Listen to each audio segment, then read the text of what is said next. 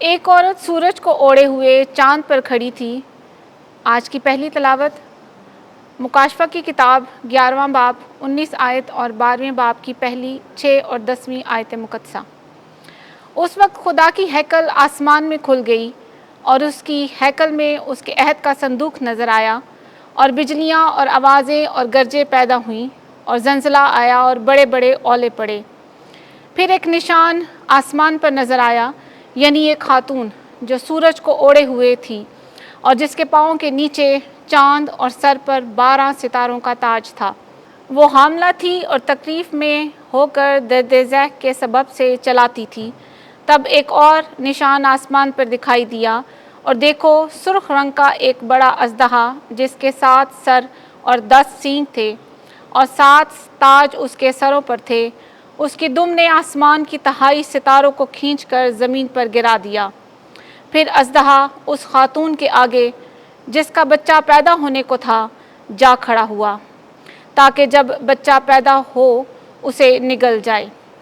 اور اس کے ہاں نرینہ فرزند ہوا جو لوہے کے عصا سے سب قوموں پر حکومت کرے گا، اور اس کا فرزند خدا اور اس کے تخت کے پاس تک اٹھا لیا گیا، اور وہ خاتون بیابان میں بھاگ گئی جہاں خدا نے اس کے لیے جگہ تیار کی ہے، تاکہ وہاں 1260 دن تک اس کی پرورش کی جائے۔ تب میں نے ایک بڑی آواز آسمان میں یہ کہتے سنی کہ اب نجات اور قدرت اور ہمارے خدا کی بادشاہی اس کے مسیح کا اختیار ظاہر ہوا۔ پاک کلام کے پڑھے اور سنے جانے پر خدا کی برکت ہو۔ زبور 45۔ جماعتی جواب: ملکہ تیرے دہنے ہاتھ اوفیر کے سونے سے مزین کھڑی ہے، شاہوں کی بیٹیاں تیرا استقبال کرتی ہیں۔ ملکہ تیرے دہنے ہاتھ اوفیر کے سونے سے مزین کھڑی ہے۔ اے بیٹی سن، غور کر کے کان لگا، اپنی قوم اور اپنے باپ کا گھر بھول جا۔ جماعتی جواب: ملکہ تیرے دہنے ہاتھ اوفیر کے سونے سے مزین کھڑی ہے۔ بادشاہ تیرے حسن کا مشتاق ہوگا، وہی تیرا خداوند ہے، تو اس کی مطیع ہو۔ وہ خوشی اور شادمانی سے پہنچائی جاتی ہے، وہ شاہی محل میں داخل ہوتی ہے۔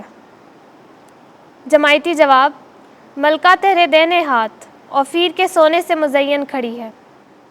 پہلا پھل مسیح اور پھر وہ جو اس کے ہیں۔ آج کی ہماری دوسری تلاوت مقدس پالوس رسول کا پہلا خط کرنتھیوں کے نام 15 باب 20 سے 26 آیات مقدسہ۔ اے بھائیوں، مسیح فی الحقیقت ان میں سے جو سو گئے ہیں پہلا پھل ہو کر مردوں میں سے جی اٹھا ہے، کیونکہ جب انسان کے سبب سے موت آئی تو انسان ہی کے سبب سے مردوں کی قیامت بھی آتی، اور جیسا آدم میں سب مرتے ہیں ویسا ہی مسیح میں سب زندہ کیے جائیں گے، لیکن ہر ایک اپنی اپنی باری میں۔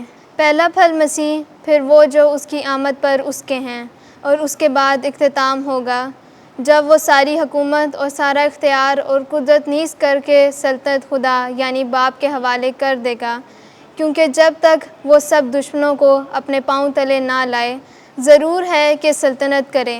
سب سے پچھلا دشمن جو نیز کیا جائے گا وہ موت ہے۔ پاک کلام کے پڑھے اور سنے جانے پر خدا کی برکت ہو۔ خداوند آپ کے ساتھ ہو۔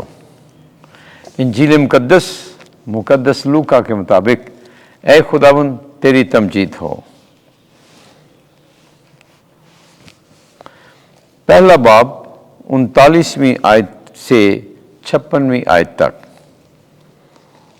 انہی دنوں میں مریم اٹھ کر جلدی سے کوہستان میں یہودا کے ایک شہر کو گئی اور زکریا کے گھر میں داخل ہو کر الصبات کو سلام کیا، اور جو ہی الصبات نے مریم کا سلام سنا تو بچہ اس کے بطن میں اچھل پڑا، اور الصبات روح القدس سے بھر گئی اور بلند آواز سے پکار کر کہنے لگی کہ تو عورتوں میں مبارک ہے اور تیرے بطن کا پھل مبارک ہے، اور میرے لیے یہ بات کیسے ہوئی کہ میرے خداوند کی ماں میرے پاس آئی، کیونکہ دیکھ جو ہی تیرے سلام کی آواز میرے کان میں پہنچی تو بچہ میرے بطن میں خوشی سے اچھل پڑا، اور مبارک ہے وہ جو ایمان لائی کیونکہ جو باتیں خداوند کی طرف سے اس سے کہی گئی تھیں وہ پوری ہوں گی۔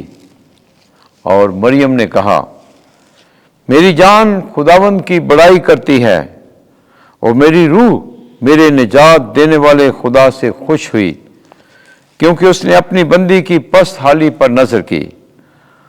اس لیے دیکھ، اب سے لے کر ہر زمانے کے لوگ مجھ کو مبارک کہیں گے، کیونکہ القادر نے میرے لیے بڑے بڑے کام کیے ہیں، اور اس کا نام قدوس ہے، اور اس کی رحمت ان پر جو اس سے ڈرتے ہیں پشت در پشت رہتی ہے۔ اس نے اپنے بازو سے زور دکھایا، اور انہیں جو دل کے قیاس سے مغرور ہیں پراگندہ کر دیا۔ اس نے قدرت والوں کو تخت سے گرا دیا، اور پست حالوں کو بلند کیا۔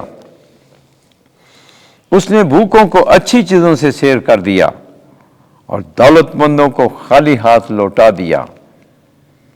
اس نے اپنے بندے اسرائیل کی دستگیری کی، تاکہ اس رحمت کو یاد فرمائے جو ابراہیم اور اس کی نسل پر ابد تک رہے گی، جیسا اس نے ہمارے باپ دادا سے کہہ دیا تھا۔ اور مریم 3 مہینے کے قریب اس کے ساتھ رہی اور اپنے گھر کو لوٹ گئی۔ انجیل مقدس کے وسیلے سے ہمارے گناہ معاف کیے جائیں۔ اے مسیح، تیری ستائش ہو۔